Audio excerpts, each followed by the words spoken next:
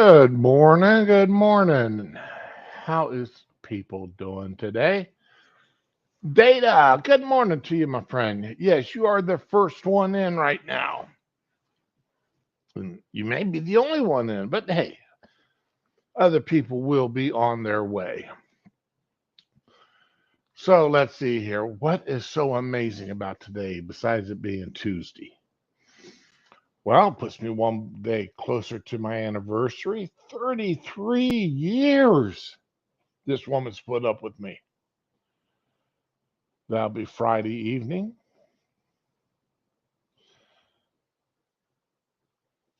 So 33 years. Good Lord have mercy. It's been a long weekend. And this is going to be a long week, guys. Okay. I want to be honest with you. Streaming will be very early if when I do it. Uh, as I told y'all last week, I was asked to work nearly my entire allotted month's worth of hours that I'm allowed to work this week, and every bit of it third shift. So I will either stream as soon as I get home from work in the morning, which will be 7:30, 8 o'clock, or I will stream when I wake up, which could be anywhere between 11 and 1. And of course, these times are all Central Time.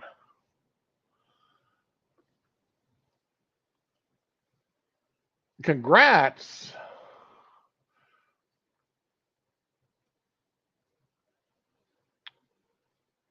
What? Oh, I wish I'd gotten a 333 lotto pick. No, I didn't win no money. I sure wish I did win money, but no. If I'd hit lotto money, uh, that would that'd make me happy. That would make me real happy. But nah, I ain't got no money coming in. I'm just putting a month's worth, my allotted month's worth of work into 1 week. So, but that is what it is. Anyway, so let's get this started with some things that have gone on. Now, and speaking of lotto, what's the first thing people usually do when they when they win a lottery? They pay off all their bills. Oh, get a 333 pick for your anniversary. Oh, okay. Yeah, okay. Congrats on the 33 years. Okay. Yep. All right. Now I see. Now I see. All right. Yeah. All right. Yeah, I can do that. I'll pick up. Yeah, why not? 3323. Get a pick four for a 3323. Uh huh.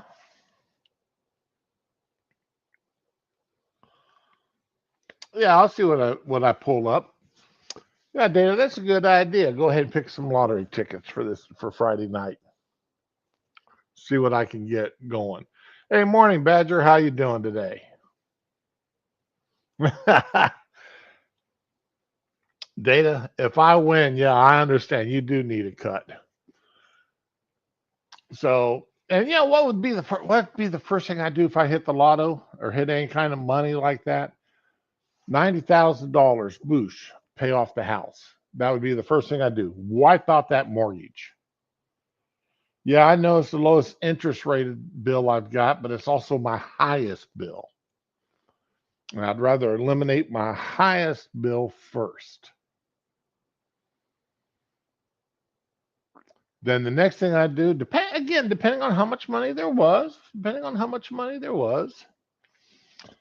I got a guesstimate on what it would cost to put my house in 100% solar with three power battery power backup units that would power the entire house.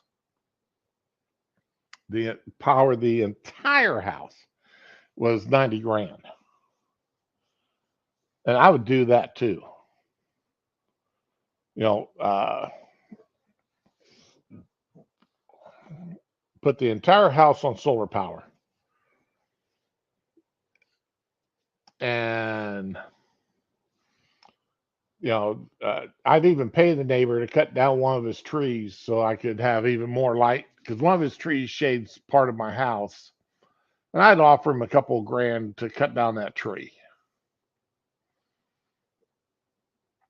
So, but yeah, I would do that in a heartbeat. Yep, yep, yep, yep, yep, yep, yep.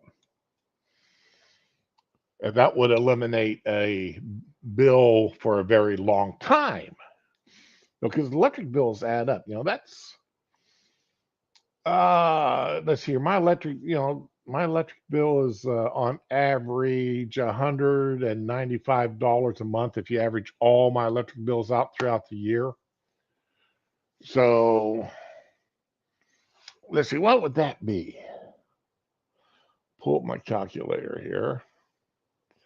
195 times 12 is $2,340. And let's just multiply that by 20 years. That'd be $46,000 I wouldn't be having to shell out over a 20-year time period.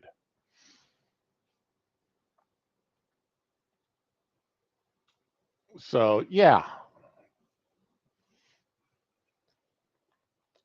I would do that in a heartbeat. Plus, electric bills would go away with all the rate increases and everything else. So probably closer to 50 or 60,000 over a 20-year time period. And what else? What else would disappear? Of course, all the other bills would disappear. All the little picayune ones. Yeah, that would make the wife happy.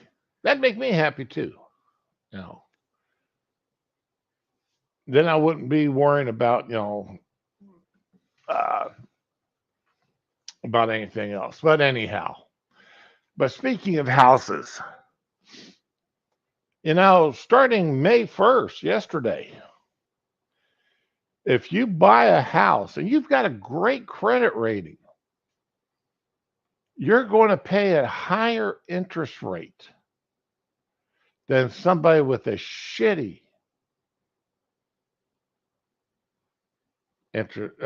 credit rating. You do understand that. And this was on a directive, an executive order by the President of the United States.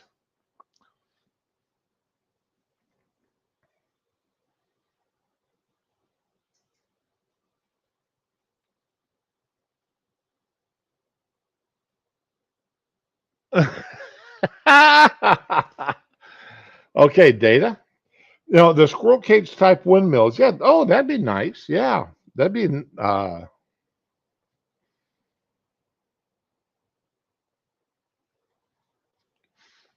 yeah, exactly. So let's share this, and we're going to uh we'll look at what Biden and to be fair here, well, let's look at what Biden administration announced. All right. And remember, this here is just to save some homeowners and home buyers $800 a year. Some, not all, just some. Today, the Biden-Harris administration announces an action that will save. And see, they say they read this to say all, but it's actually only some homeowners and home buyers and owners with the new FHA insured mortgage, an average of $800 per year, lowering housing costs an estimated $850,000, 800 for some estimated 850,000 home buyers and homeowners in 2023. All right. Vice President Harris in the Department of Housing, Secretary Fudge, they're traveling to Maryland today to announce that HUD, through the Federal Housing Administration, FHA, will reduce its annual mortgage insurance premiums by 0.3% from 0.85 to 0.55 for most new borrowers. The mortgage insurance premium is the monthly fee that homeowners with FHA insured mortgages pay to insure their mortgages, which they pay on top of their monthly principal and interest amounts. Home ownership is currently the principal source of wealth creation for most households, but due to a nationwide shortfall in the supply of affordable homes and shifting demand for housing. Now, why do we have a shortfall in supply of affordable homes? Inflation. Inflation.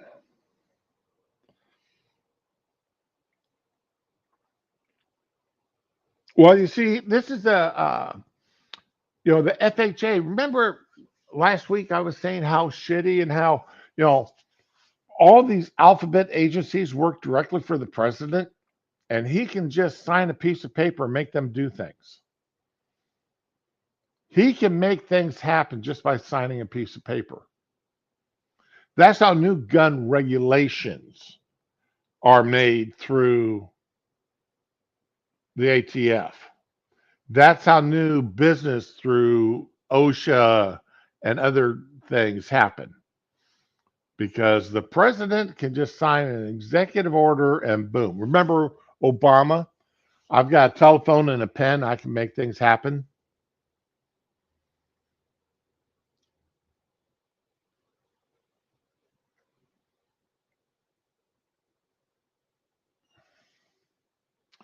First time home buyers have struggled in recent years to achieve home ownership.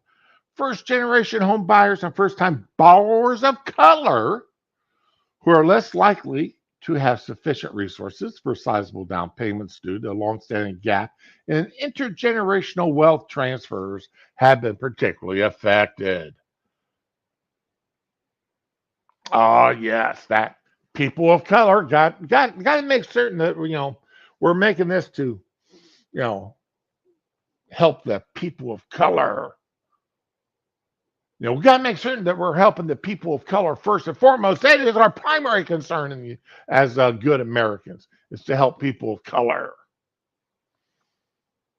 Even though I can list off the top of my head a few thousand very rich people of color. I mean, let's take a look at the National Football League. Let's take a look at the National Baseball League. Let's look at the Women's Basketball League. Let's look at the only sporting event I know that is not mostly black is the baseball and hockey. Let's take a look at what actors and actresses. Let's look at the federal government. A number of black employees, working for the federal and state governments. You know, yeah, there's a lot.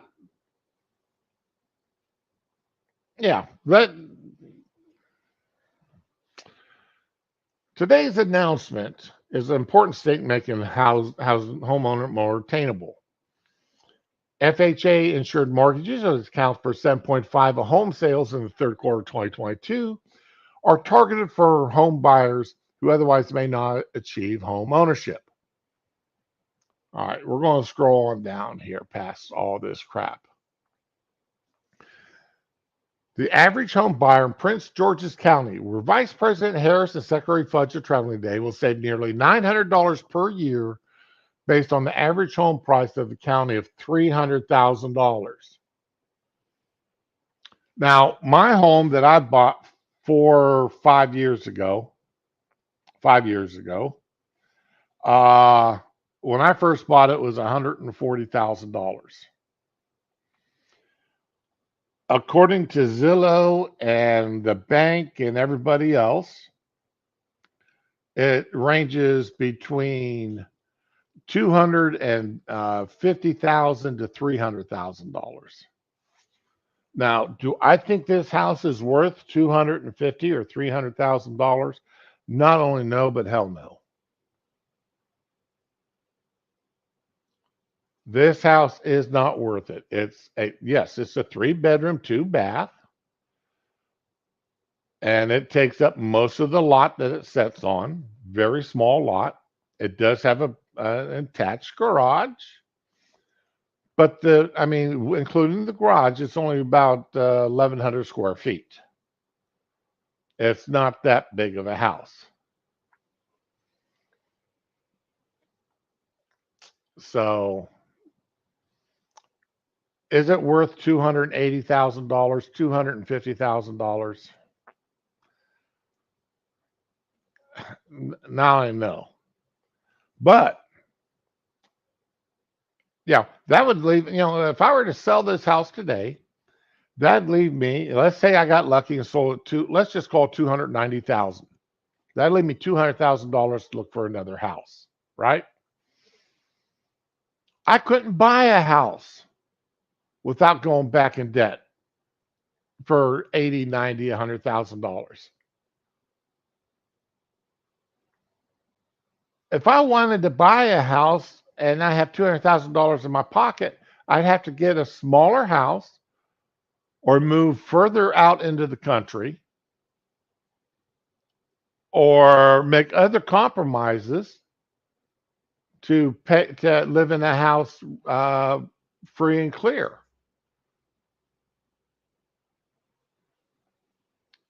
So anyway, location and the cost of materials and the price of wood is absolutely ridiculous.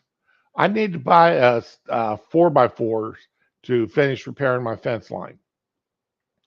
That 4x4 a couple years back would have cost me anywhere between $15 to $18 for a 10-foot 4x4.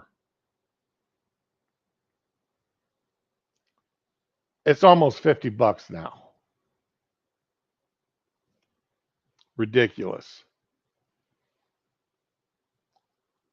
Dunnage, which I used to be able to get for free. Dunnage is nothing more than pallets that have been broken down.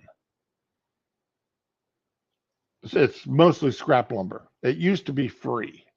Go into any Home Depot or Lowe's, and they've got a stack of dunnage there. You can pick up what you want and walk out the door with it. It's free. They just want to get rid of it. Now they charge, if they even tear down the pallets, they charge you for that dunnage.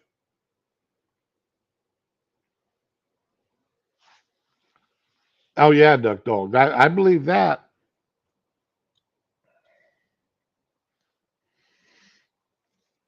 And if they don't use it, hey, that's a nice retirement fund. $500,000 put into the bank.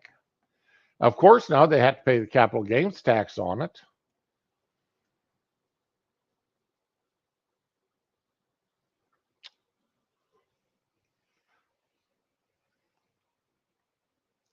Buying a home in Detroit with a $200,000 mortgage will save $600 a year. So that's $60 a month. Okay. And I'm just using 10 months. I'm all right. A Cincinnati $300,000 home will save $900 a year. Phoenix with a four. Who in the hell is spending $400,000 on a first time home?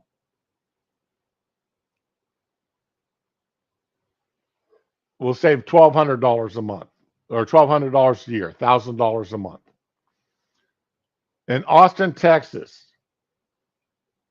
$500,000 mortgage will save $1,500 a year. Now, we all know who lives in Austin.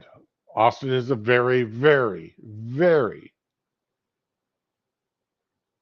blue city. It is run by Democrats, it's extremely liberal. If 500 grand is the average cost of a home in Austin, yeah. Over the past several years, the FHA Mortgage Insurance Fund had accumulated reserves at a level which is more than 5 times the required threshold set by Congress. That's good. All right. So let's scroll on down here. They keep going, going, going. Now remember, years ago we had a housing bust. And a big problem with this housing bust was the ninja loans. All right. No income, no job loans. They made loans, housing loans to anybody and everybody. And then most of them got foreclosed on. And what was the cry? Oh, all these homes, these were first time homeowners. These were people of color. It was racism. The banks were racist for foreclosing on these loans. They made bad faith loans. They made loans to people who didn't have the money to pay the mortgages. They couldn't pay the mortgage and the electric bill and the upkeep of the homes. Now, I own insurance just for the upkeep of my home. If I lose a refrigerator, a microwave, a stove, my washer and dryer go out, I've got insurance to help offset the cost of buying a new refrigerator. A stacked washer and dryer, and stacked washer and dryers are not great washers and dryers, believe me, people. All right. They're designed for, you'd rather get a side by side. And a you can spend a stacked washer and dryer now is almost $2,000. The last time I bought this one here that I bought a couple years back after the hurricane or after uh let's see uh had to have some warranty work done on it, and long story short, I ended up having to buy a new washer and dryer. All right, it was almost $2,000, and I'd hate to think what it would cost me now. Refrigerators. You look at cost of a new refrigerator. Look at the cost of a you can pay just for a regular for a Speed Queen washer and dryer set. You can spend $4,000.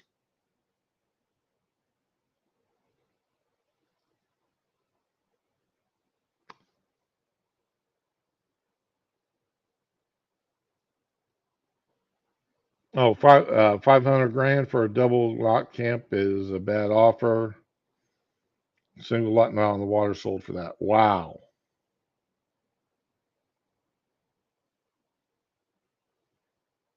Well, that's true too, Data. But somebody who lives on a decent budget can make 500 grand last a long time. Can make it last 10 years easily. 8, 9, 10 years can make it last that long. If you live on a decent on a you don't go absolutely crazy with buying stuff, and just or traveling and such. Just pay your normal bills. You can make it last 8, 9, 10 years. You know, uh, don't buy new cell phones every year. Don't have the most expensive this and that. Just live on a decent budget. Especially if the house is, of course, that's taken in consideration. Your home is paid for. Now, if your home's not paid for and you're still paying mortgages or rent or anything like that, then yeah, that 500 grand is not going to last that long, because you're going to spend 60 grand, 70 grand, 100 grand of it a year just on your mortgage.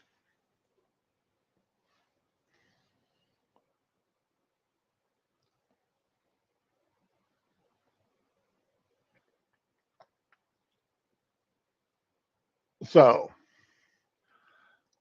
now let's take a look at, that's what they're saying. That's what the administration is saying, is that, we're doing all this to help people of color. We're doing all this to help low income people. We're doing all this to, to help get people into homes. We did that once before, caused a housing bust.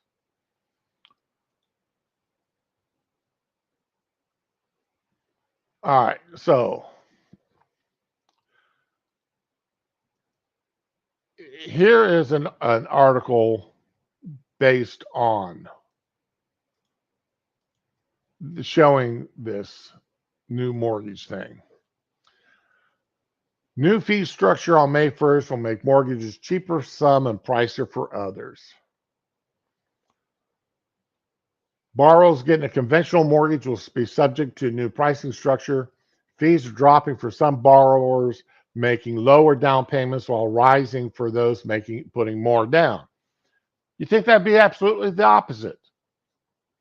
The more you put down, the lower your fees will be. Because that means you took steps to ensure you had the money for a down payment. But no, they're doing it the opposite way.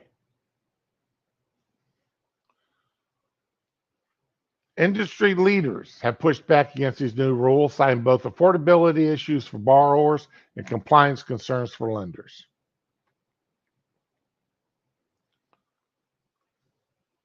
May 1st is the official implementation date for FHFA's new LPAs, though many lenders have already started using the new pricing. Any borrower getting a conventional mortgage backed by Fannie Mae or Freddie Mac will be impacted by the changes. Government-backed loans like FHA mortgages, jumbo loans, and other non-conforming loans aren't impacted.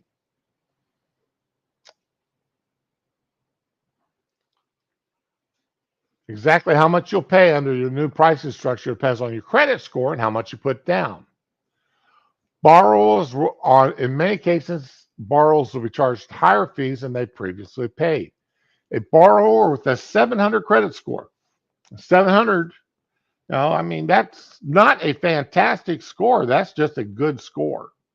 And a 20% down payment would have paid an upfront fee equal to 1.25% of the loan, $3,750 on a $300,000 loan.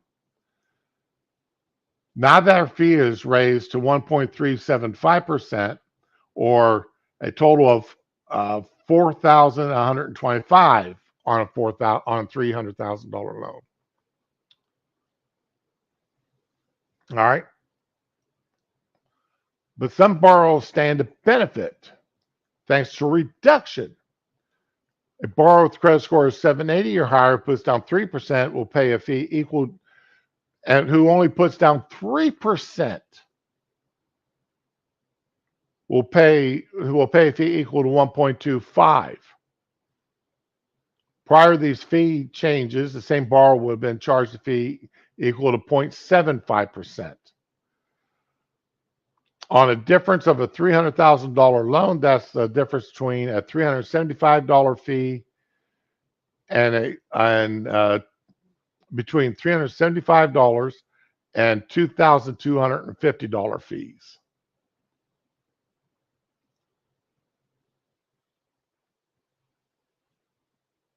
So you're being punished by having a good credit score and saving money to put down on your mortgage, on your new home. You're actually being punished for it. You're actually better off putting down less. Hey, JoJo, good morning. Hey, morning, Sean.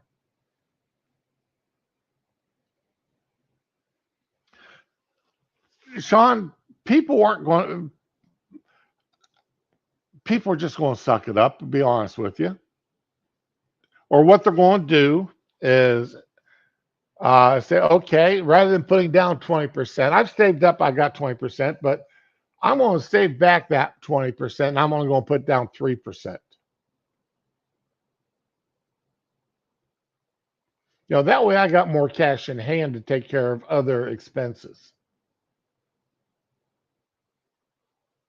I mean, that's what I would do.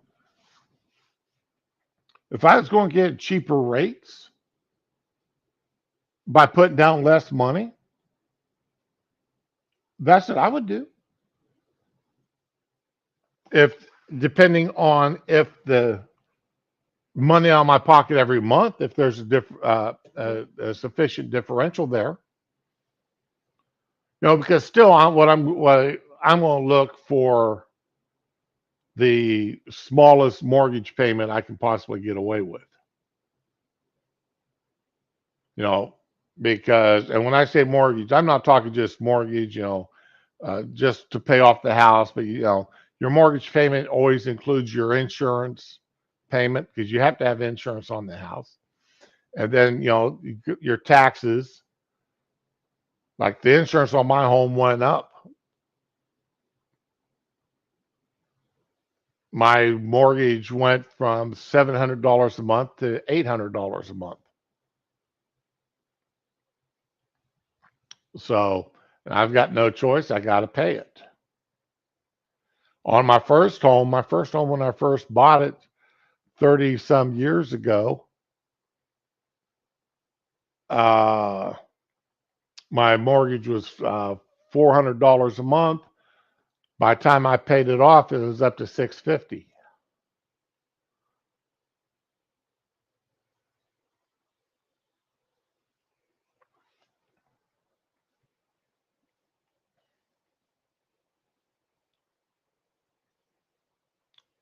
Oh, like when I bought this house, it was 142,000, and I put down 40,000. I put down 42,000 on it because I wanted my mortgage based on $100,000. So I paid almost a third of is what I put down.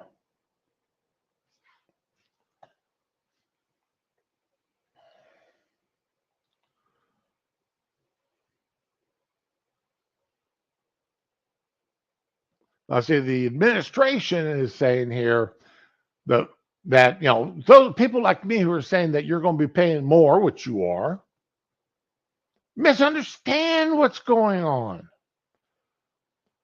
Higher credit score borrowers are not being charged more, so lower credit score borrowers can pay less.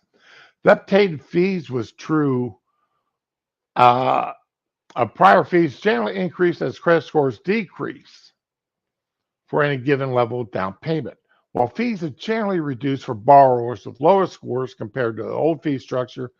Those with low scores will still pay higher fees than those with high. But the truth is, that's wrong. In some cases, borrowers with high scores and large down payments may pay far more in fees than borrowers with high scores and lower down payments.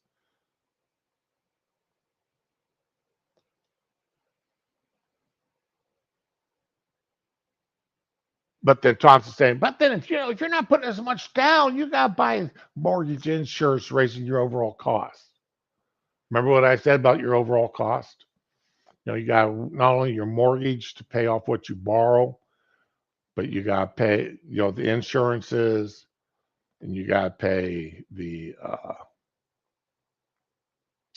taxes. But see, what she doesn't also tell you is PMI, private mortgage insurance. That's a tax write off. Since I don't have PMI, I get basically nothing to write off on my home on my taxes. But you see, this is another inducement the government gives you to buy things out of your budget area, is they allow you to declare things, part of your mortgage. If you buy high enough out of your price range, you can declare part of that on your taxes. But since I bought within my budget and bought as low, a decent house at a low price, I can't write anything off on my taxes.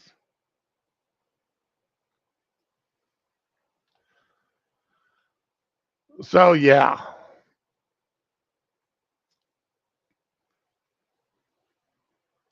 So if you're going out house hunting right now, or you haven't closed on your home,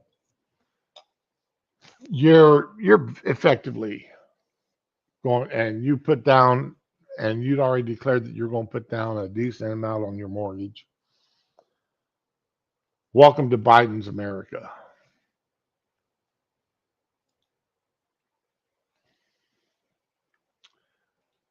And that's about all I want to say that. Yeah, JoJo, damn you for living within your means.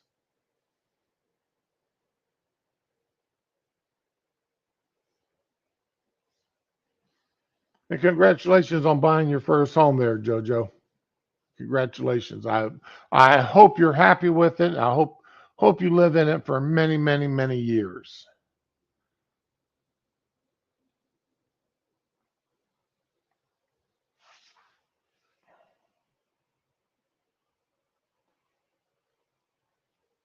Oh, that hey, Duck Dog, that's great too. Paying cash for your current home. I'm sorry you inherited the property the way you inherited it, because inherited money, inherited land, that always means somebody has died. And I'm always sorry, sorry for that.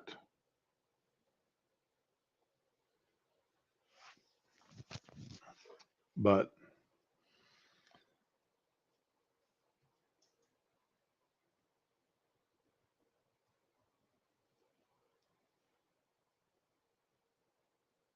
Jojo, again, congratulations. I'm glad to see, anybody that can buy their first home and living within their means, that makes life great. You know, uh, make sure, and I'm sure you've already looked at getting the insurances, third party insurances and such on your, uh, you know, electrical and water and on your appliances. Yeah, it's expensive, relatively expensive. I spend about $600 a year, between $500 to $600 a year on the additional insurances to cover my stuff. But if something goes out, I'm not trying to pull I'm not trying to pull a couple of $1,000s out of my backside all at one time. All right, let's see. And oh well, I spent more time on that than I really wanted to, but that's beside the point. All right, DeSantis, as you know, Florida, DeSantis created an elections fraud crew to go out and actually prosecute people for illegally voting within the state. And he made a big deal of making 20 some odd arrests. Well, they really shouldn't have made as big of a deal out of it as what they did. I mean, it's a good thing. Go out, look into voter fraud, people who voting multiple times in the elections, whether either in state or out of state, two different locations within the state, or whatever. But it really shouldn't have, you know, made as big of a deal out of it as they did. Just get out there and get the job done, and then after the job was done, then go out there looking in front of the press, looking for the accolades. The fallout came fast when Florida Governor Ron DeSantis, this is from the Washington Post, as you can tell, new election police charged Peter Washington with voter fraud last summer as a part of a crackdown against felons who allegedly broken the law by casting the ballot. Now, in Florida, a convicted felon automatically gets their uh, right to vote back once they have completed their sentencing. That is the way the law is written. Well, a lot of people forgot, and the people that wrote the constitutional amendment, and this was a constitutional amendment that passed during a general election. What they forgot was, they thought that once people got out of jail, boom, they'd get their right to vote back. But what they forgot about was a lot of these judges' sentences included uh, money. They had to pay money back to the family or the individuals that they had wronged, that they had stolen from, that they had caused damage to, or whatever. Medical bills. If they stole property, they had to, and the property was unrecovered. Well, then they had to pay the cost of that property back to the individual they stole it from. I had a storage shed broken into years ago, and the individuals that broke into my storage shed got about $8,000 worth of tools. Well, the I was living in an apartment at the time, and I didn't have room for all, restitution, fees, court costs, and these people, they had to pay me back for my property because none of it was recovered. Now, I have yet to receive a single dime of restitution.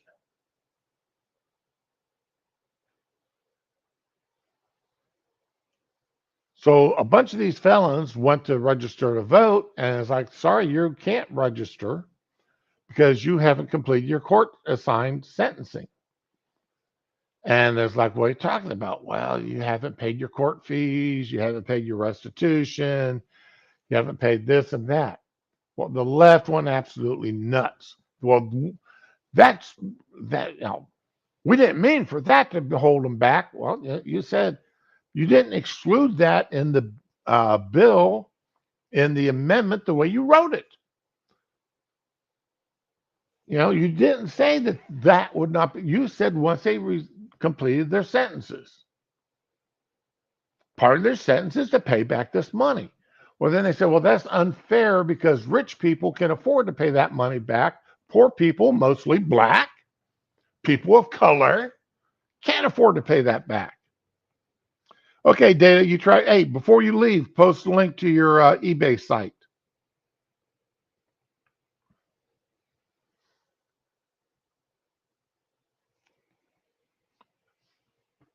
People, if you can, if you want to, if you see anything on Data's eBay site, go ahead and let's try to help the guy out. If there's anything there you can use or can afford, all right. Let's see if we can help this man out some. The Orlando resident lost his job supervising irrigation projects, and along with it, his family's health insurance. His wife dropped her virtual classes at Florida International University to help pay rent. Future plans went out the window. It knocked me to my knees, if you want to know the truth. But not long after, the case against Washington began falling apart. A judge from Florida's Ninth Judicial Circuit ruled the statewide prosecutor who filed charges didn't have jurisdiction. Washington's attorney noted that he had received an official voter identification card in the mail after registering, and the case was dismissed. Now, a statewide prosecutor, you would think, would have jurisdiction statewide.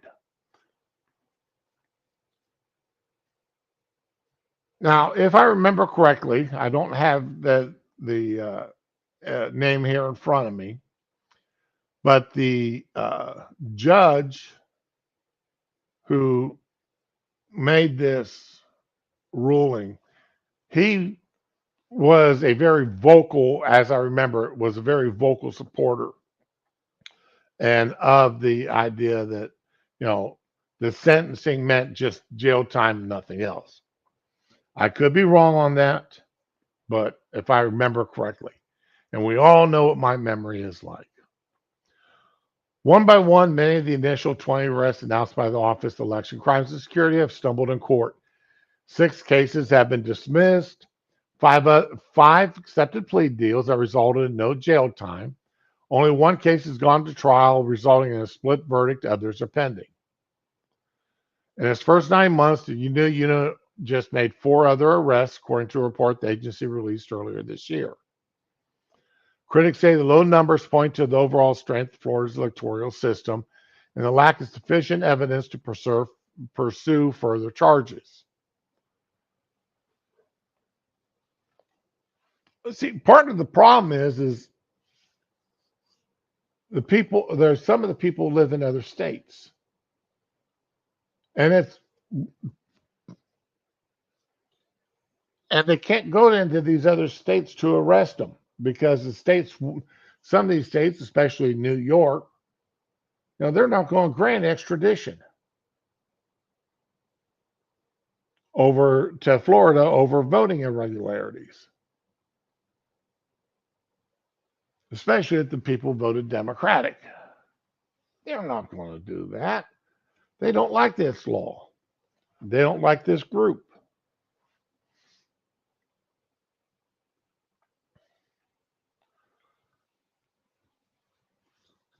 Voting rights advocates and defense attorneys say the expansion of the statewide prosecutor's role to include elections enforcement is alarming. The office was created in 1986 with its portfolio typically including offenses like extortion, racketeering, and computer pornography involving two or more judicial circuits. The statewide prosecutor is appointed by the Attorney General, Ashley Moody, a political and ally of DeSantis, who also supports annual reports. Now, here's the thing. Defense attorneys say DeSantis is using the statewide prosecutor's office to circumvent the role of local prosecutors who have declined to pursue such cases.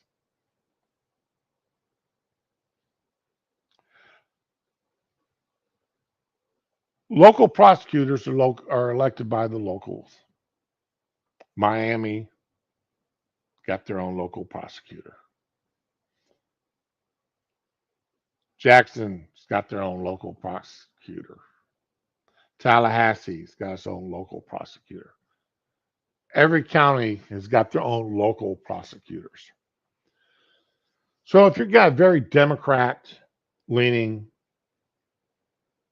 county, which Florida does have many of, especially in the South Florida, where many from New York and other liberal cities have come to live, retire. Yep. They elect very Democratic, liberal leaning prosecutors. Well, of course, excuse me a second here, guys. So of course, they don't want to prosecute people for these charges.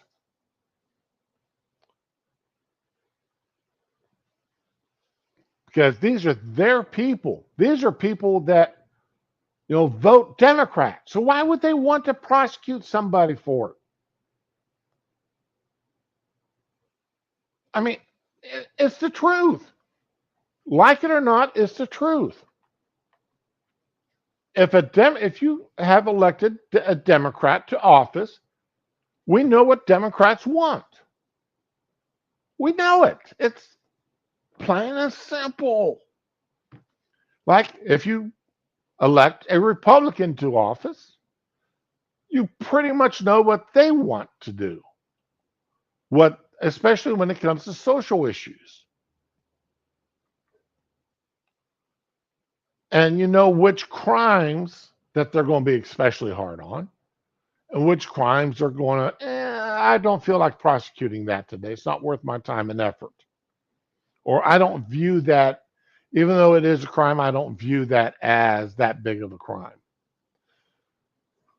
But you see, prosecutors, when they take their office, they swear an oath to uphold the laws and the Constitution of the state and of the country.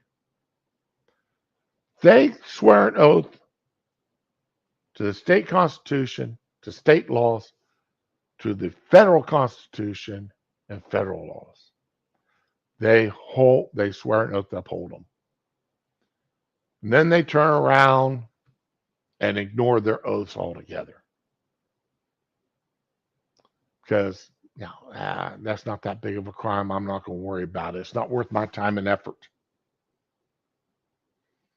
And for Democratic prosecutors, voter fraud is not that big of a deal.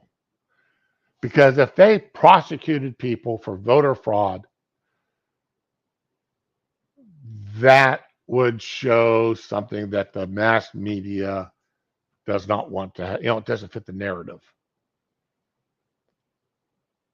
That would give lie to certain issues of which I'm not allowed to speak of. But that's pretty much the way it is. All right, we all know this. It's not that big of a secret.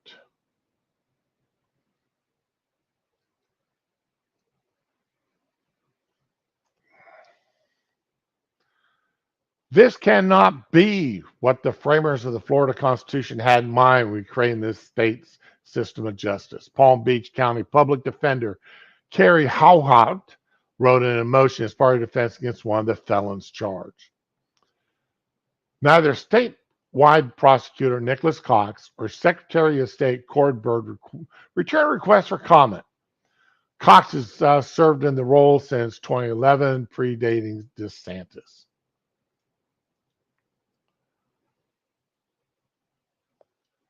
DeSantis has continued to defend the unit's work, but the governor's press secretary, Brian Griffin, recently said investigators won't go after voters who simply confused about Amendment 4, which restored voting rights to most felons. He would not comment on whether the policy represents a reversal from the administration's earlier stance, referring a reporter to Bird's office, which did not respond. The governor's office has not responded either. Those who eventually had their cases dismissed said personal damage was still far reaching. Some lost jobs, now struggling to pay bills. Others fought to rebuild tarnished reputations after past crimes saw their mugshots end up splashed on television. For Washington, the arrest also brought something else. He no longer believes in America's electoral system.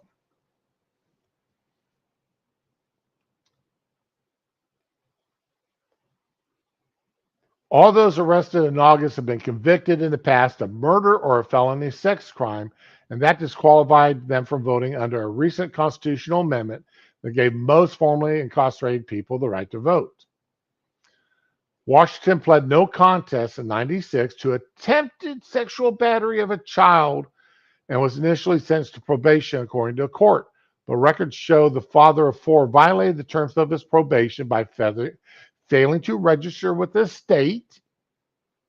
He spent the next 10 years behind bars. Right there. He should not be allowed to ever vote again.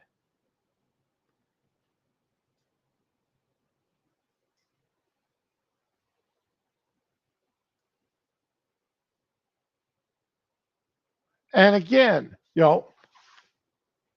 I'm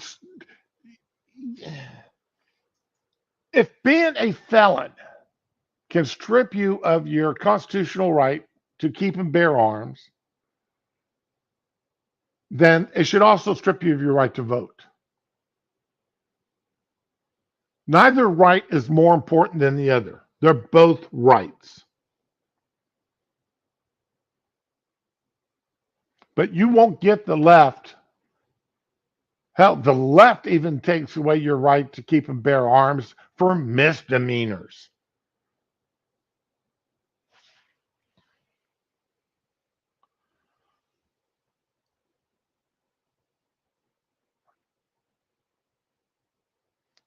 The Florida Department of State in Tallahassee and the local election supervisor signed off on his application and issued him a voter ID card, as they did with other felons who were later arrested. Now, this is a problem.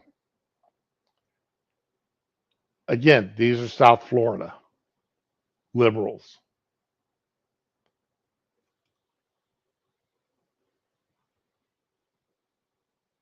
Now, the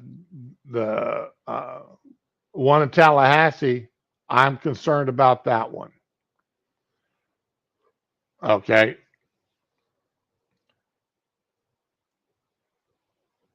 Are these people who did not agree with did not agree with the actual reading and wanted to expand it? Are they people who did not pay attention? And unfortunately, under the law, government employees are allowed to make mistakes like this and they're covered by qualified immunity. Oops, I made a mistake. I'm sorry. They're not held liable for their mistakes. Qualified immunity isn't just covering doesn't cover just judges and police. It covers 99.9% of government employees. Government employees can make mistakes and they're not held liable.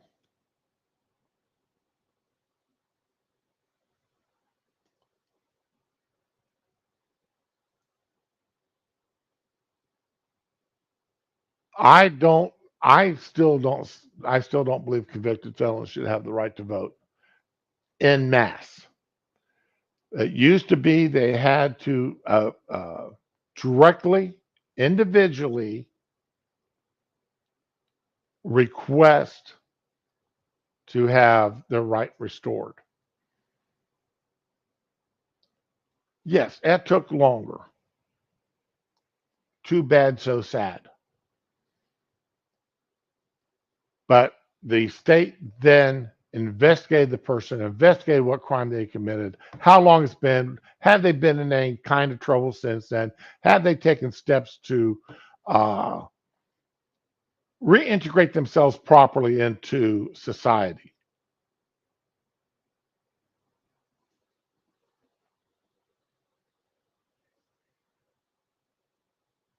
But liberals don't like that because it takes too long. And too many people were denied because of their crimes, the nature of their crime. Too bad, so sad. I don't care. You are a convicted felon. You attempted murder, grand theft. You attempted battery upon a child. You SA'd people. You did this. You did that. You violated uh, laws so badly that it wasn't a misdemeanor, but a felony conviction. And it doesn't break my heart to know that you can't vote. Again, too bad, so sad.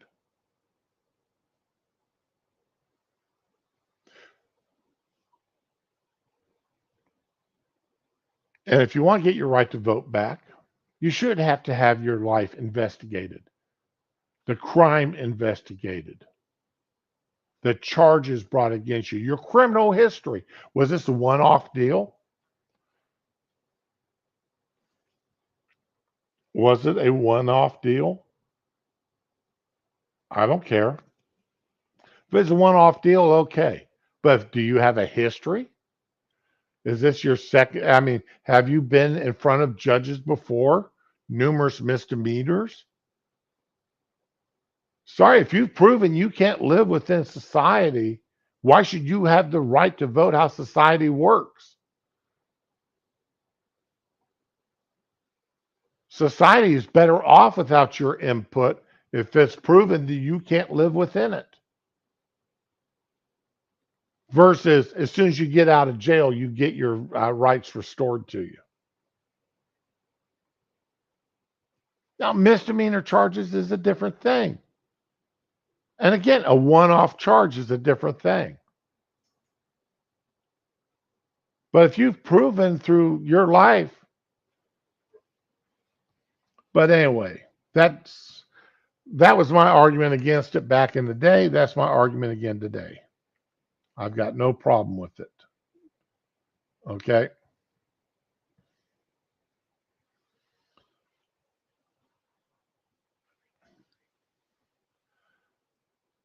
So DeSantis, like I said, he made a mistake with this. His general idea is a good idea. Let's get people out there who are and that let's get a statewide prosecutor out there prosecuting criminals that the local district attorneys and prosecutors are refusing to.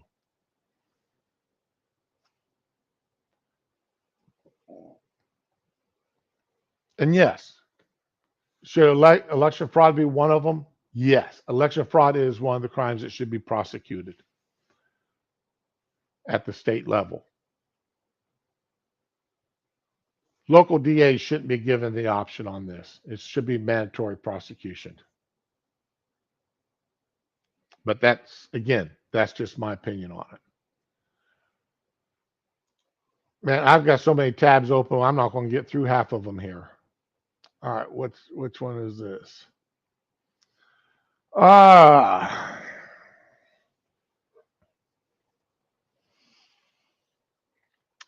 the left wing, the left wing. And we're going to stay here for Florida for a second. All right. The left, we'll start off here with a little background. Tennessee. Tennessee recently voted to expel 3 of its members for leading a protest into the state's capital.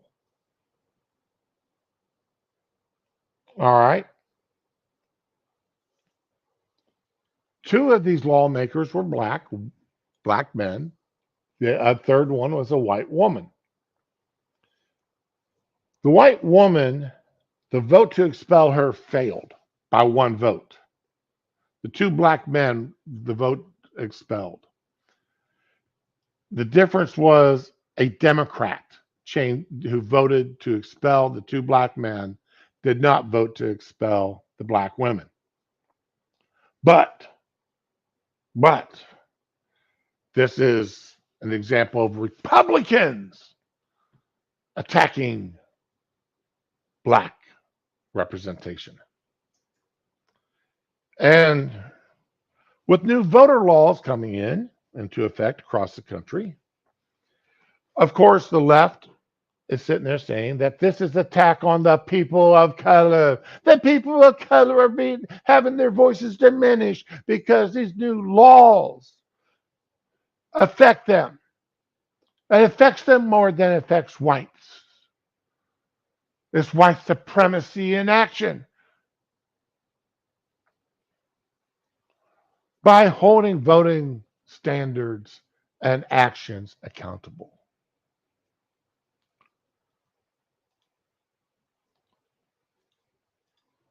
Where's the...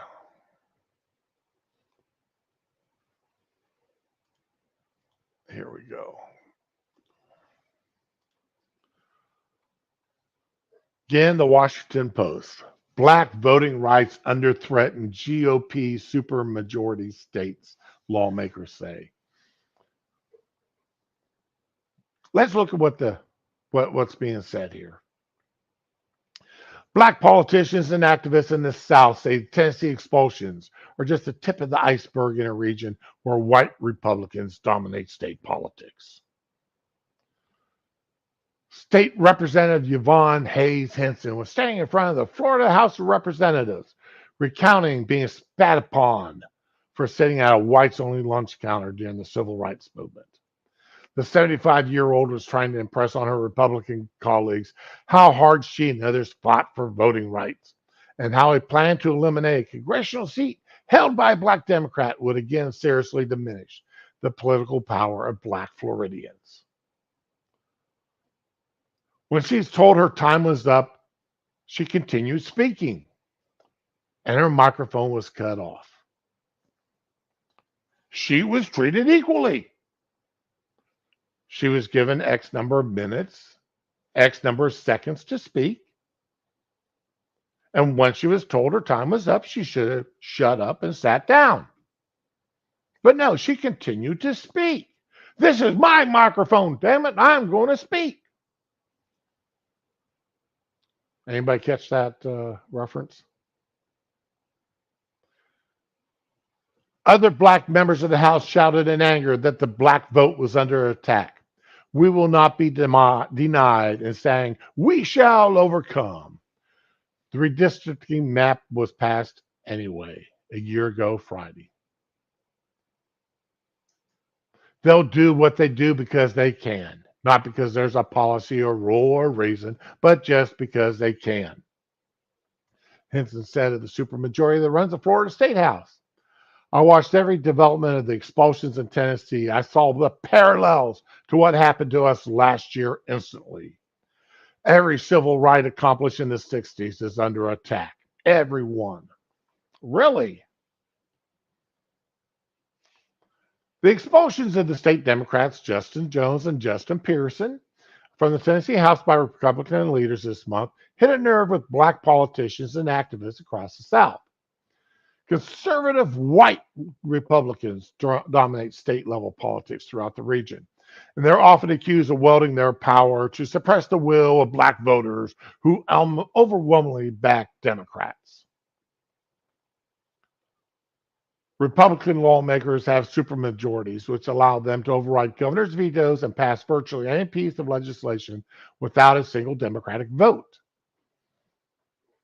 I can remember this same newspaper praising Nancy Pelosi and Chuck Schumer when they could pass anything they wanted without a single Republican vote,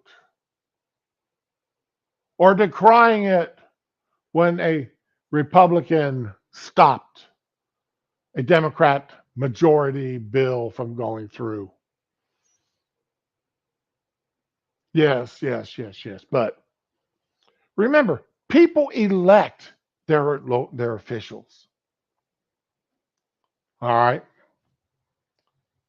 And then the state level, it is about as true of a democracy election as possible. Whoever gets the most votes in a certain district wins. And yes, every 10 years, there is a realignment of congressional districts as the census comes out. And remember, when the national census came out this past time, afterwards, after it had been sworn in and written in stone, they admitted, oops, we screwed up in 10 states. And the Republicans actually should have gained seats in the House, and the Democrats should have lost seats.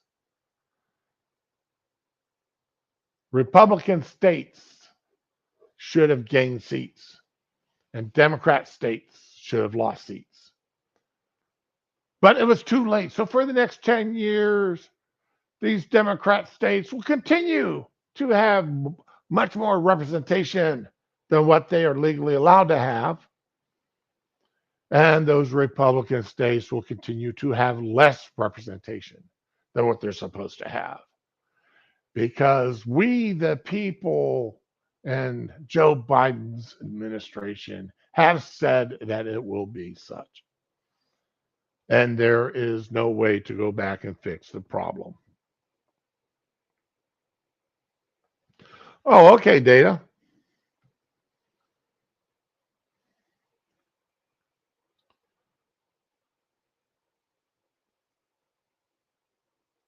Okay, without a single Democratic vote and at least one chamber of the state legislatures in all former Confederate states except Georgia. You know how they're talking about this, Joe? It's a Confederate states. Yes, those evil Confederate states that used to have slavery.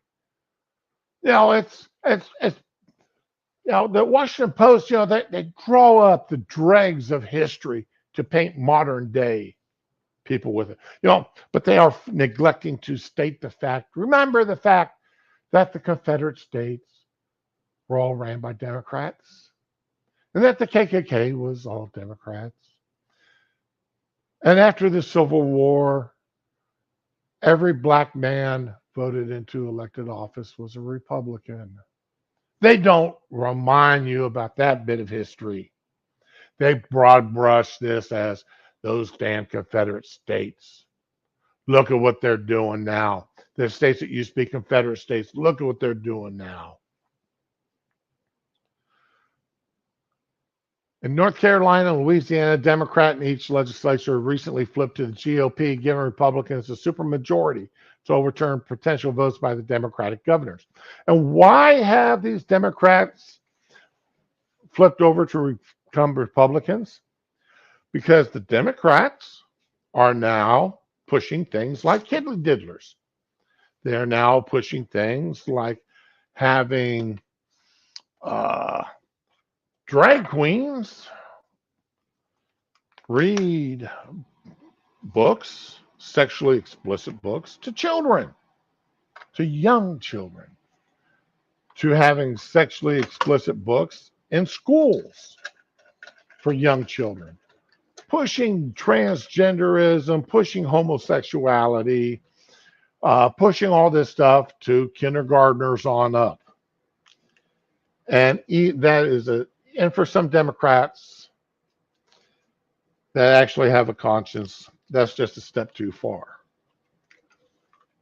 So that's what's going on. That's why some of these Democrats have switched, because that is so disgusting, even they can't stomach it.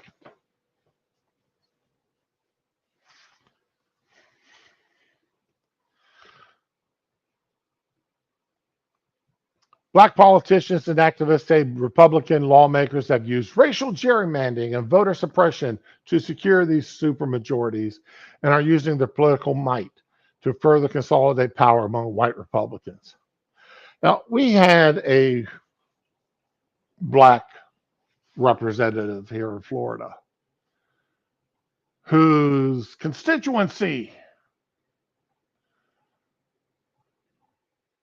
the part of the state she was supposed to represent, looked like a barbell. And the only thing connecting them was the width of a major highway. I believe it was A1A running down the eastern coastline of Florida.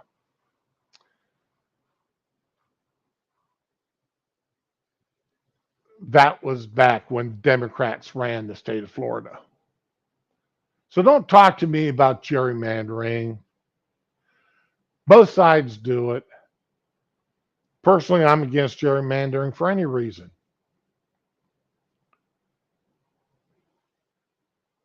You know, if I had my druthers, the districts would be drawn based upon geographical.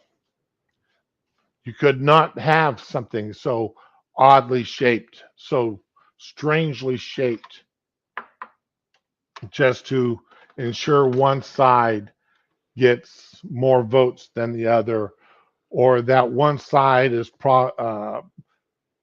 mostly people of one color or one race or one whatever over the others. You know, to make certain that, they say that, well, we have to make certain that the black people or people of color have representatives in Congress. Really? Why? Why? Why do we have to make certain people based upon their skin color have representation? All right. Representation should not be based upon skin color. That representation should be based upon where you live.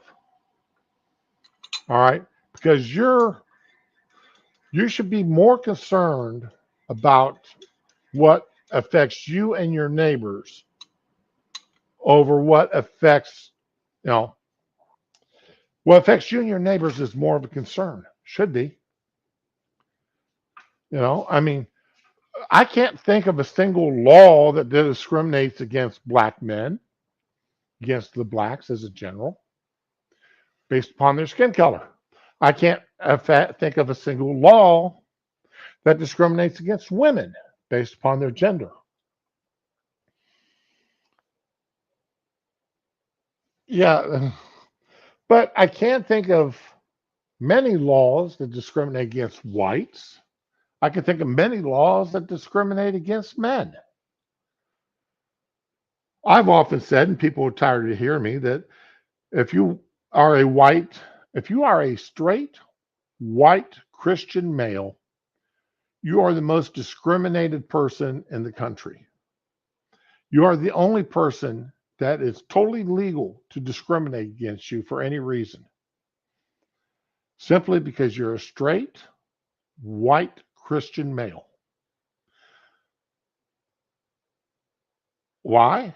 Because there's special things for Muslims, there's special things for females, there are special things for blacks, for Hispanics, special cutouts, so that they get representation, so they can get this job, so they can get into this college. But if you're a straight white Christian male, no, we can't do anything for you. No, you're screwed because you're not eligible for any of these special programs because we don't want you here.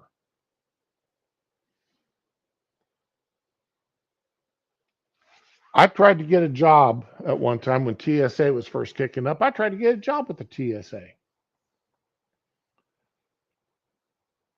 Good paying job, new organization. I was retired military, good educational background. First interview went fine. Second interview went fine. Third and final interview, the guy that I'm sitting there waiting. I'm the only white man in the waiting room for my third and final interview. There's about 15 of us sitting there. I'm the only white man. Everybody else was black, Hispanic, or female.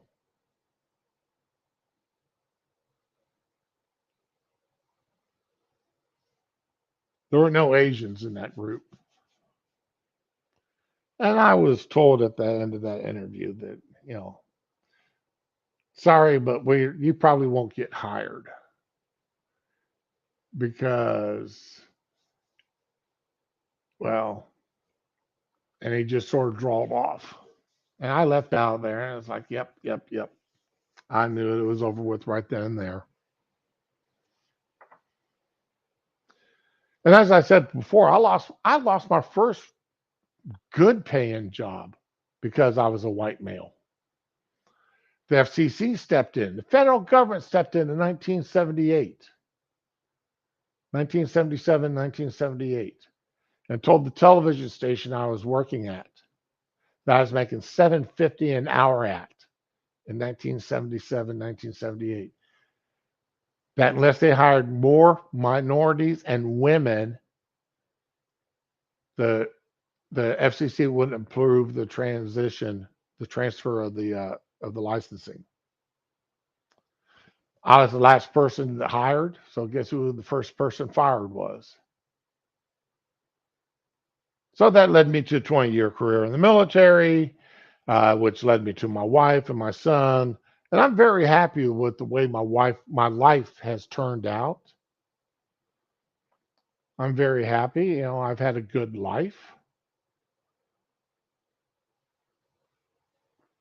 But I often wonder, how my life would have turned out if I would have kept my job at that television station. Where would I be today if I'd kept my job as an engineer and cameraman and such at that TV station? I'll never know, unfortunately. So, there are, don't tell me, so I don't ever want to hear that white men aren't discriminated against. They're the only groups that is allowed to discriminate against.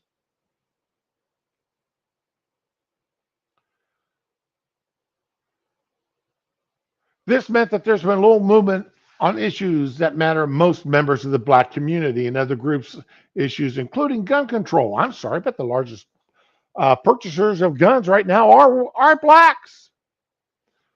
Low wages and police violence. I'm sorry, but police violence, man, police violence worries me.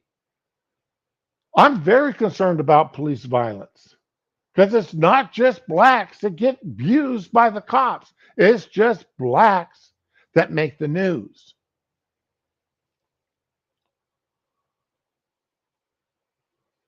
Jones and Pearson were protesting a lack of legislative action to curb gun violence after a school shooting in Nashville when they clashed with their GOP colleagues.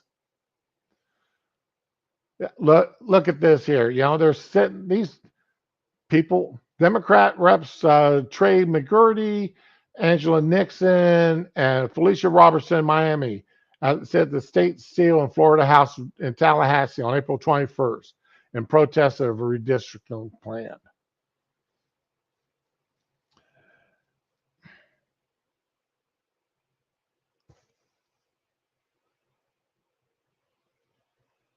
Why is it Democrats get away with this kind of nonsense?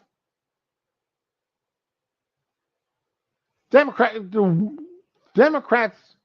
from, remember when they took over the Congress, and somebody uh,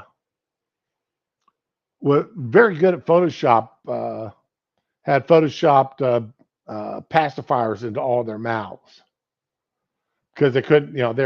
They're protesting that the Republicans have stopped their gun control legislation. Yeah.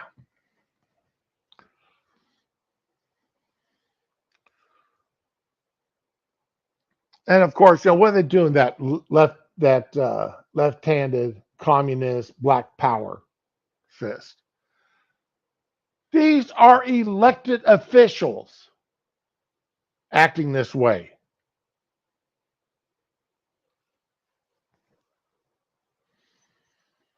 In Mississippi and Missouri, Republican supermajorities are trying to take control of policing and prosecution of crime in black-run cities.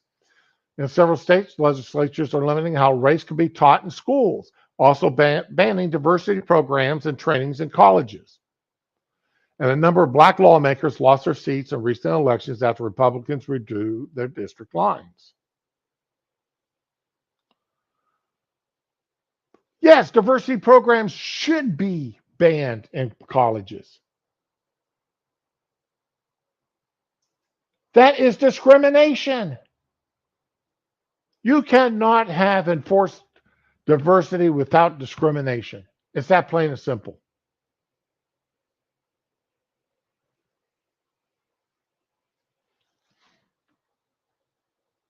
And never tell me, you will never, I will not say never. Okay, let me put it this way. I have yet to have somebody show me how they diversify employment or attendance in any way, shape, and or form without discrimination being a part of it.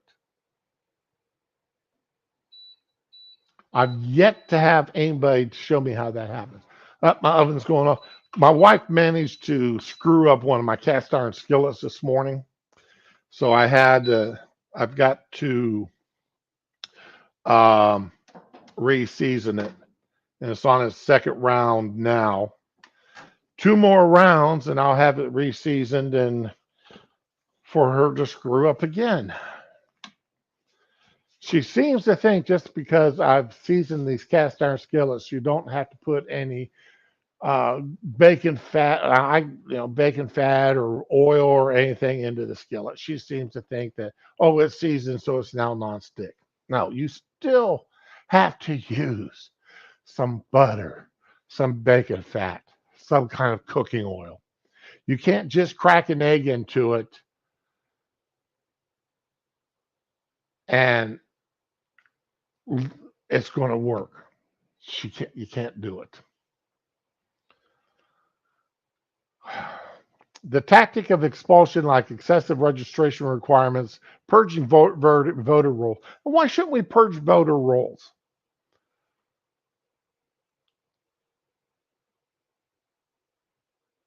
If you haven't voted in 5 cycles,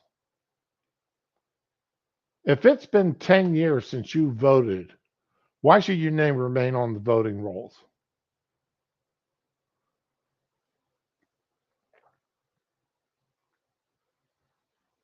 If you haven't, no, you evidently moved out of state or died because you're not voting.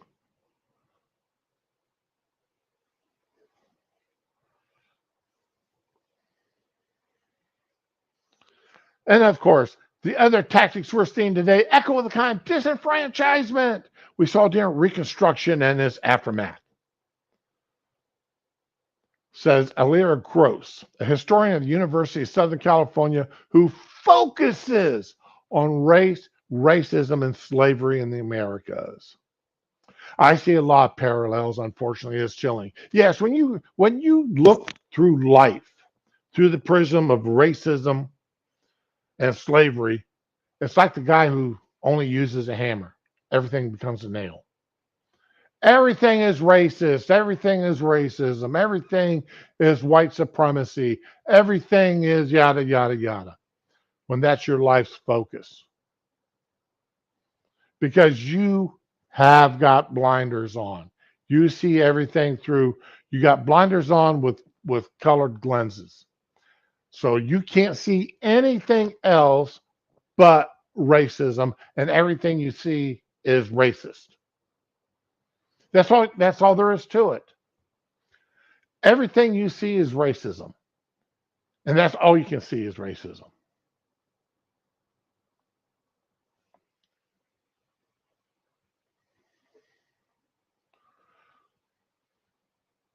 Gross and other academics point to the expulsions of black legislatures that took place in the South in 1868. 1868.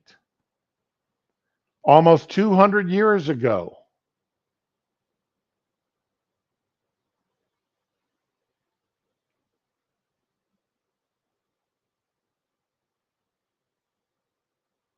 And who were those black legislators? Those were Republicans. And who were the white supremacists that reasserted their dominance after Reconstruction? Those were Democrats. But no, no, no, no. Those aren't in this article. You can be damn straight, though certain that if those had been Democrat legislators kicked out of the office back then, that it would have said Democrat black legislators. And you'd know for damn well that'd been in that article. But no, they left out the party affiliation because it does not fit their narrative.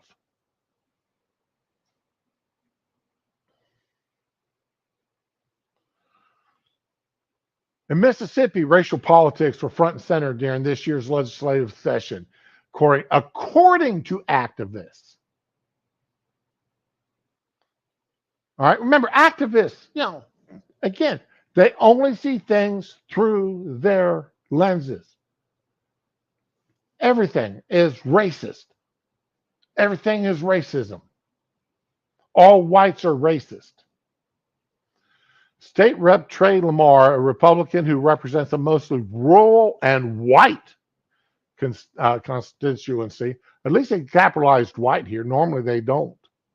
Introduced a bill in January that give the state control of policing and judicial duties in a portion of the capital city that included its wealthiest and predominantly white neighborhoods. Proponents said the bill would help clear a judicial backlog in Jackson, the state capital, put more officers on the streets. Critics argued it was an attempt to usurp the power of local officials in a city where black Democrats dominate politics. All right. Jackson, much like Washington, D.C., it's got a big crime issue.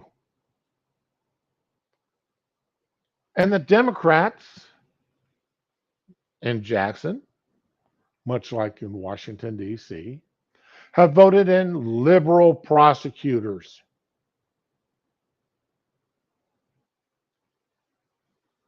who decline to prosecute criminals because of their skin color.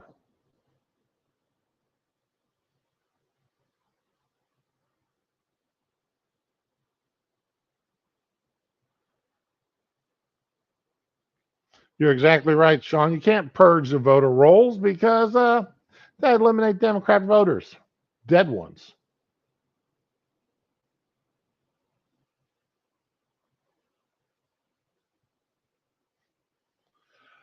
Oh, Eagle, I tell you, my wife, I'm glad she only uses one cast iron skillet. I'm glad she doesn't use. I wish she'd use my big one that I cook with every day because I've got that thing. I mean, it's. I've been cooking on it for 20 some odd years, and it is almost baby butt smooth. These small ones, I mostly bake in them, and they're so they don't get cooked in as often. So they've still got a lot of the irregularities. They haven't been worn down as much.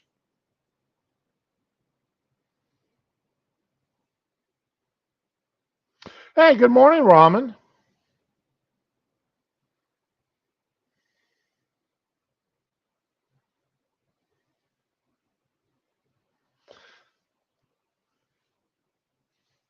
Yeah, Ron. Fortunately, this is one of my smaller 6-inch skillets. It wasn't my big 10-inch.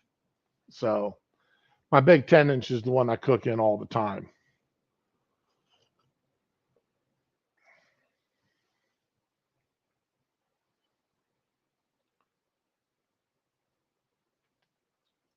When you allow crime to go unabated within your district, within your city, somebody needs to step in. Again, this is where prosecutorial discretion is often abused because the prosecutorial discretion is often then set upon the skin color of the prosecutor and the skin color of the defendant. And I don't care if it's white and white or black and black. I don't care. You know, that kind of prosecutorial discretion and non uh, prosecution of crimes is wrong.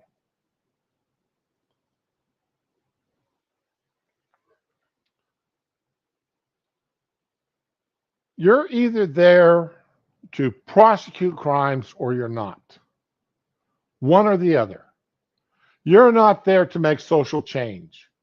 You are there to prosecute crimes. But too many of these prosecutors, mostly backed by, well, I'm going to say a large number of them, backed by a certain um, war criminal, and my man who is a war criminal, in my personal opinion, who is quite wealthy, has done their best. You know, he to just to flame to fan the flames of racism because they don't prosecute crimes because well this is a person of color and they've got it rough and it's not fair to prosecute them for the crimes they've committed.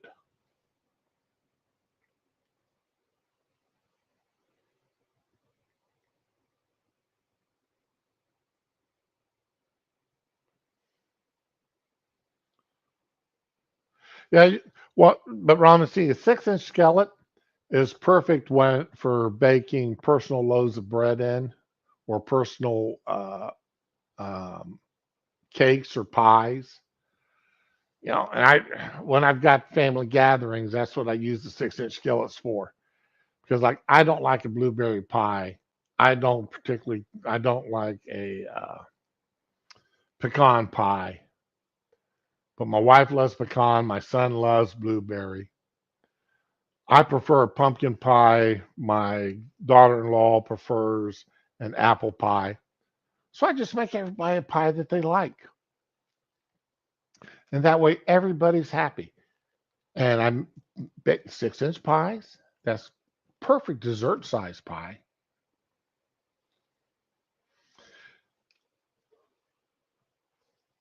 I like blueberries. I just don't like blueberry pie.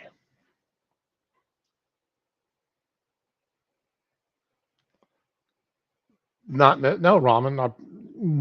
If I was offered it and that was the only thing I was choice I had, then yeah, I would eat it. I mean, I don't hate them. I just there are other pies I much rather prefer.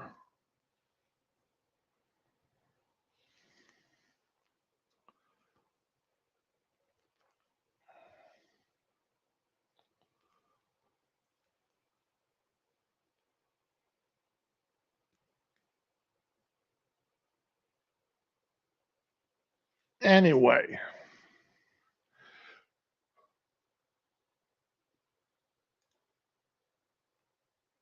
we've got we do have a problem here with, you know, we have turned this country. We were beyond the race issue there for a while. We were damn near all the way beyond it. We're right on that cusp of getting beyond the race issue. All right. Even television, Archie Bunker. Remember that show? Introduced an interracially married couple. You know, or now that was on. No, actually, the interracial couple was introduced on the Jeffersons, which was a spinoff from All in the Family. But we had interracial couples. We had black shows, showing black families, rich, poor, in between. We're right on that cusp of having gotten over racism and just showing people as people.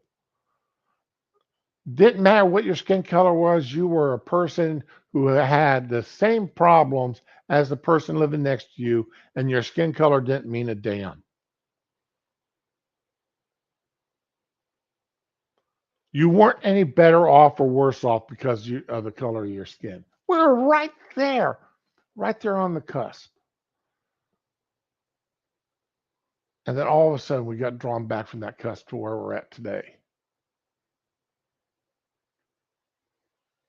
I mean, half the shows I watched during a time period, Sanford and Son, The Jeffersons, I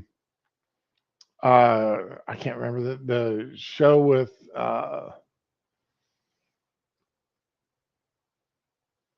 man, even that woman I don't like. Black comedian I don't like, female, because she's such a nasty potty mouth. Had a a show on television. Yeah, then you had Chico and the Man, Different Strokes. All these shows were on the air, and we were all watching them. They're popular shows. They had great ratings. Yeah, Nell Carter. Nell Carter was okay. I'm trying to think of this other woman.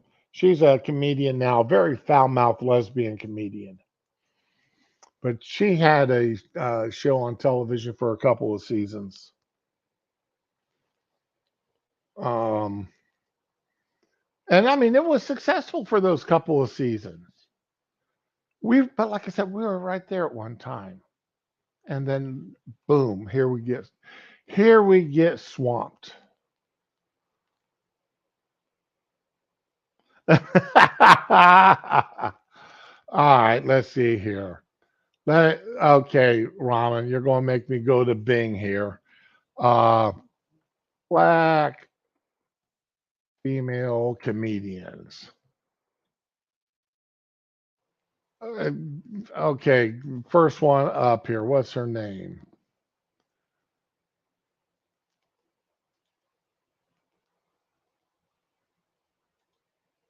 It was this. Come on, what's her name? Wanda Sykes. Wanda Sykes is who I was thinking of.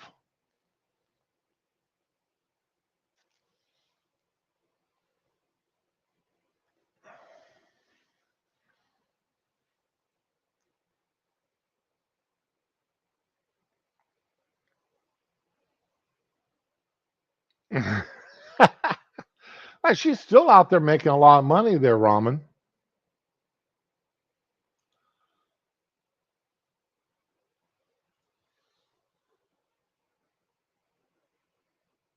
But yeah, she had her own TV show for a while. And there were parts of it that were funny. There were parts of it that was a good show. It showed a different life. It showed life. And it didn't matter what color you were. It just showed life. Now, she isn't that great of an actress, and that's probably why the show only lasted a couple of seasons. But anyway, all right. So let's get away from, well, hell. Let's get away from the South and go north here. Let's go north. Let's go up to Chicago.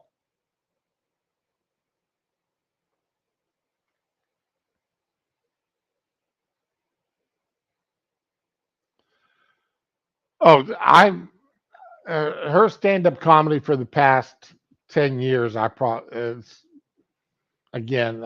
quit listening to it a few years ago because you don't have to be potty mouth to be funny, and I don't think that I just don't think she's that funny anymore because her stuff is either 100% politics or 100% potty mouth. Now, Lori Lightfoot, I'm surprised that she's still in office. I don't know how much longer she's got left. I thought that she'd be out of office by now. But anyway, Lori Lightfoot asked Greg Abbott to stop busing migrants to Chicago before Trump era border order ends.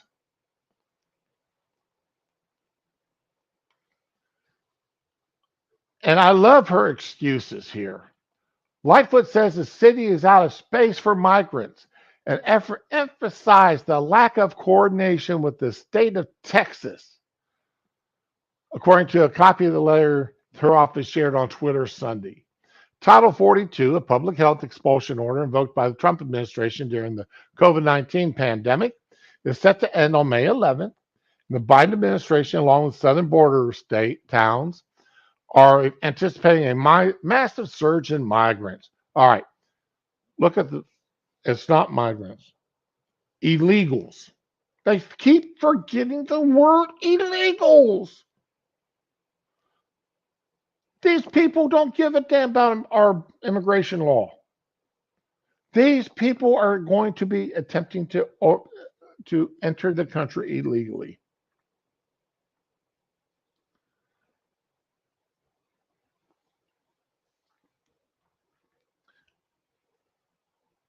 Chicago is a welcoming city, and we continue to collaborate with county, state, and community partners to rise to this challenge. The lack of a confederation or coordination in an attempt to cause chaos and secure political points has resulted in a critical tipping point. We've been at this, the southern states have been at a critical tipping point for 2 years.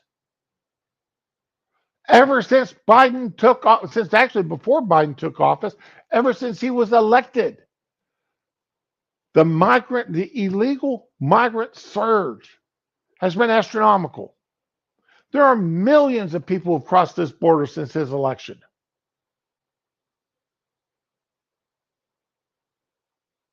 Why shouldn't the Democratic cities suffer as a result of what they voted for? Why should it only be the southern states? Let New York, Chicago, Detroit, California, New Jersey, send these illegals to those states. Let them start screaming and hollering about the number of illegals coming into the country. Then maybe something will finally happen. Maybe the Democrats in Congress and the president will actually do something besides welcoming them with open arms. Maybe then they'll do something about putting up a border wall. Maybe then they'll do something about deporting the illegals. You know, they're making a big deal. They they made a big deal about this guy that shot up the neighbors over a dog being in his yard. Shot up parents and a little girl. Then all of a sudden that story disappeared. Poosh, gone. Why? Because the guy that did it had been deported 5 times. He was here illegally.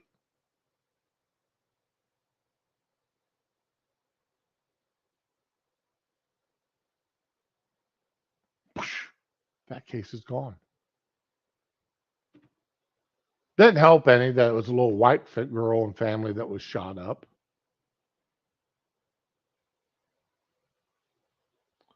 Maybe it would have stayed in the news cycle longer if it had been a black child. Maybe. Who's got the most suppression points? A black family, a black child, or an illegal immigrant that had been deported 5 times?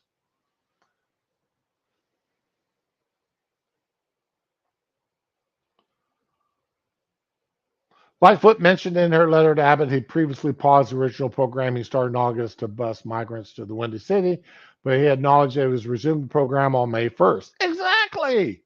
Exactly. Let's get ahead of the game. Let's get illegals out of here because we know we got a bunch more coming, so let's get a bunch of them out of here.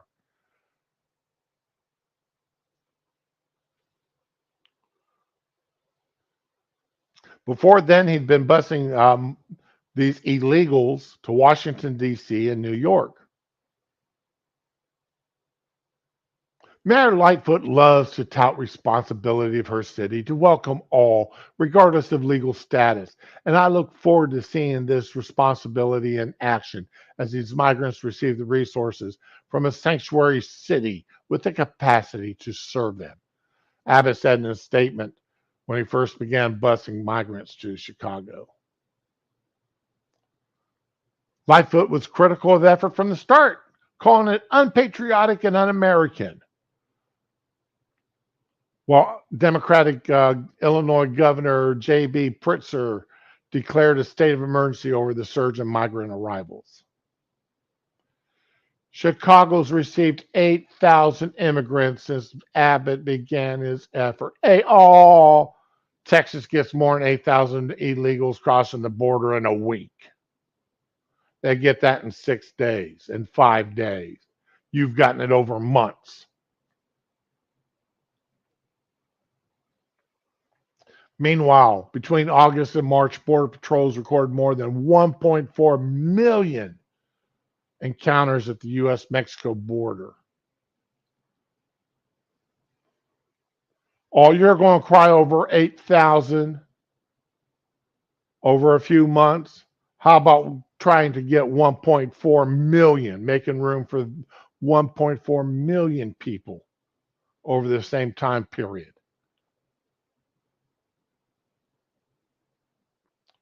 We can't let the Democrats keep forgetting this. We can't let them forget. We can't make them wash this under the carpet and forget that that there's this many illegals coming to the country. Put the onus on them to house them. Put the onus on them to feed them. Put the onus on them to educate them. They're so welcoming. They're a sanctuary city. We're not going to enforce federal laws. Now, see, the same Democrats that love these sanctuary cities when it comes to federal immigration laws, they're the ones raising all kinds of hell when cities start declaring themselves sanctuaries, Second Amendment. We're not going to enforce federal gun laws. Because, hell, if a city can declare themselves a sanctuary city and that they're not going to enforce federal immigration laws, why should, then cities should be able to pick and choose which laws they're going to enforce. And some cities, some states, hey, I'm not going to worry about the federal Second Amendment, gun laws. The Second Amendment says this, right to keep and bear arms shall not be infringed. Yeah. Go ahead and buy all the guns you want. We don't care. Constitutional carry. Florida will soon be sort of constitutional carry with the fact that you don't have to get a license to carry concealed. Now, I'm going to maintain my license. I'm going to make my wife maintain hers. Because that way we can carry out of state. Because unfortunately, not every state believes in constitutional carry. but they do reciprocate with Florida on our concealed weapons permits.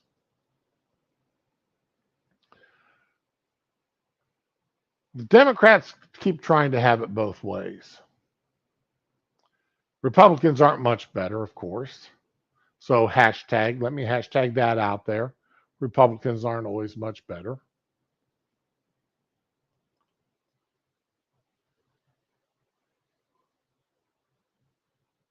But see, the Republicans usually follow the Democrats' lead. The Democrats lead the way in breaking the laws and doing this kind of stuff. And the Republicans go do it the same thing, just in the opposite direction. As well, if you can get away with that, then I'm going to be able to get away with this. And they're both wrong.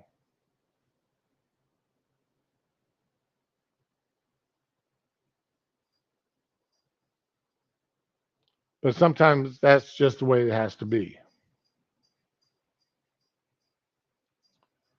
Well, I can see I had way too much sitting here today. So, because I've still got like, let's see here, do a quick count 1, 2, 3, 4, 5, 6, 7, 8, 9, 10, 11, 12, 13, 14. I still got 15 open tabs that I was going to go across. I spent way too much time on some of this. But I think I had something here that was kind of funny that I wanted to go through. Okay.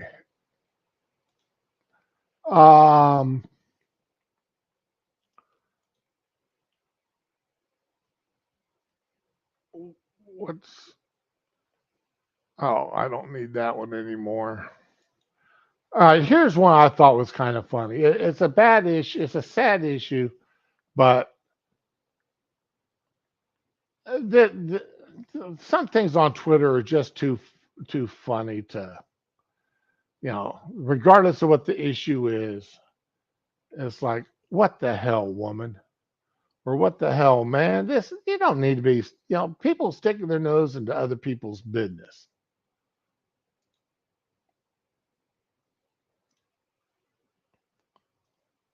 But the world has got better since. Hey, so you've come to my house to complain about my baby wearing pink. I was just asking really why you keep putting her in pink and not other colours. Well, traditionally, girls often wear pink. Well, I think you'll find that was back in the day. I don't think it's today. I think you can wear any colour you want now. Well, no, you can. She doesn't just. She has other like clothes as well, but her favourite colour is pink. Well, I've only ever seen her in pink, and I think that's not allowing her to have freedom of what do you mean gender freedom? she wants to be. Freedom? Well, she should be She's a baby. She's not a baby. She's baby. She's 2. She looks a lot older than that to me. But anyway. Well, hold a minute. What's any of your concern? Well, it's my concern because I believe that the world has got better since we've got all this fluidity with genders and all the different types of genders now. Okay. And I think by dressing someone in pink, if she doesn't want to be a girl when she's older, she wants to be a transgender or whatever, then she'll have been dressed in pink and you would have confused her. So I think it's nicer to dress people in all different colours. I mean, she'd look beautifully in yellow, wouldn't she? Let's be honest. Well, yeah, she's wearing yellow now. Hey, baby. Yes, she is. I haven't seen, sorry. But she's got pink trousers on with rainbows on. Now, I do like the rainbow. I definitely. This makes my brain hurt.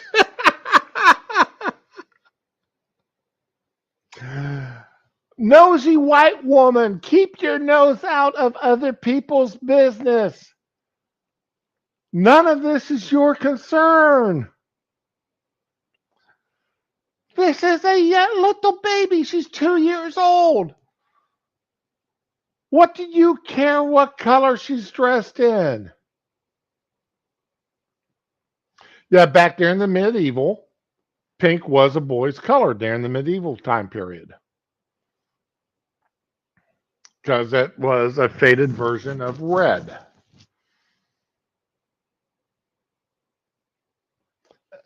And 2, you're right, Sean. Lady, it's not your kid. Definitely like the rainbows on her trousers. Now that's good. Okay. But, okay. Okay. Firstly, yeah, you're wearing pink glasses, okay? I think you'll find these are mauve. Are you colourblind? Mauve. Something. These are mauve. These are not. What colour are these, young lady? Yeah, she says pink, but they're not pink. They are mauve. Mauve glasses. Okay, so Ah.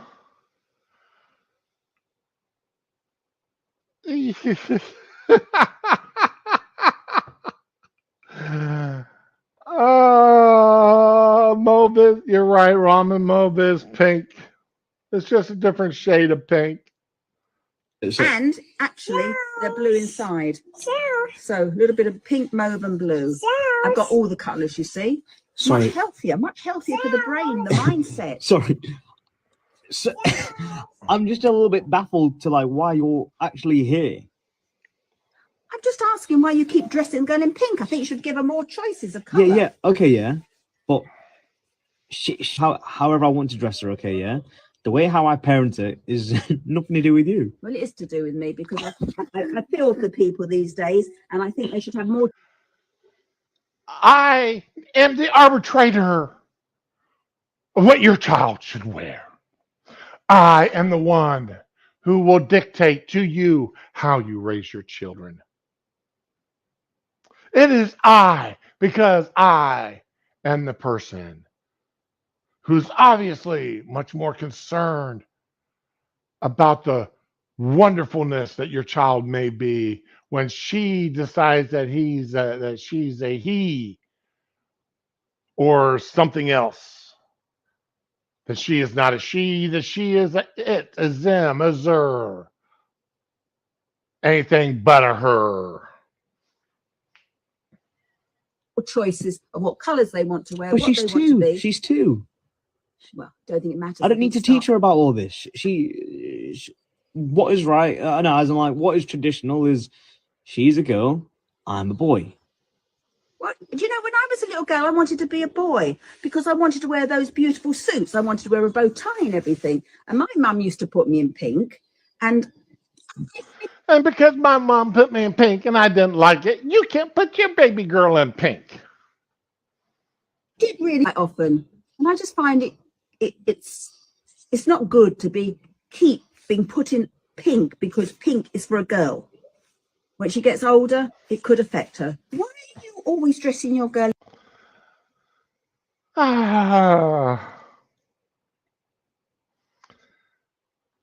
Get your nose out of my business. Get your nose out of my. It's that simple. It's that plain. Exactly, Ron. Stop projecting your nonsense onto my 2-year-old, you old hag.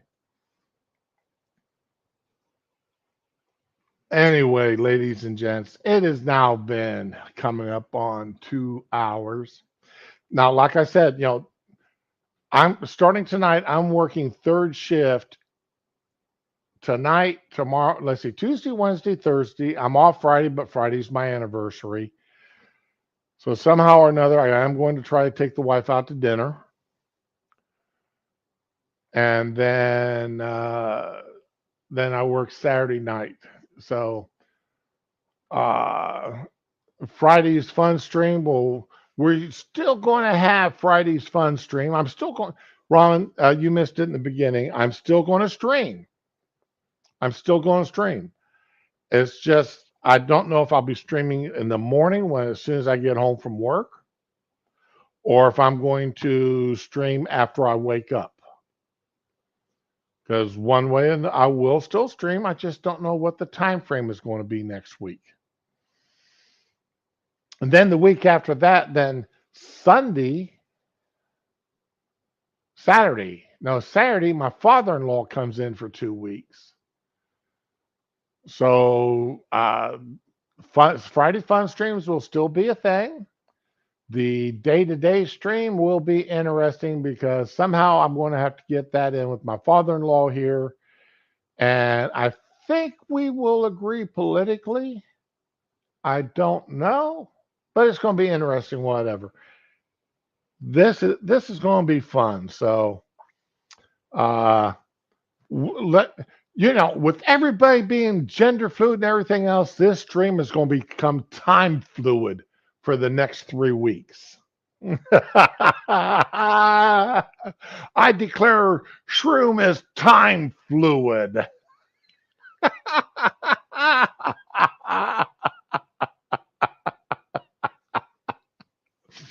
All right, everybody. I want y'all to have a good day. Remember, be with the ones you love the ones that you're with. Try to have fun, and if you have to get into trouble, at least have as much fun getting in it as have as much fun getting out of it as you did getting into it. And we'll be back hopefully tomorrow. Well, we'll be back tomorrow sometime. Time fluid kicks in tonight at midnight Central Time.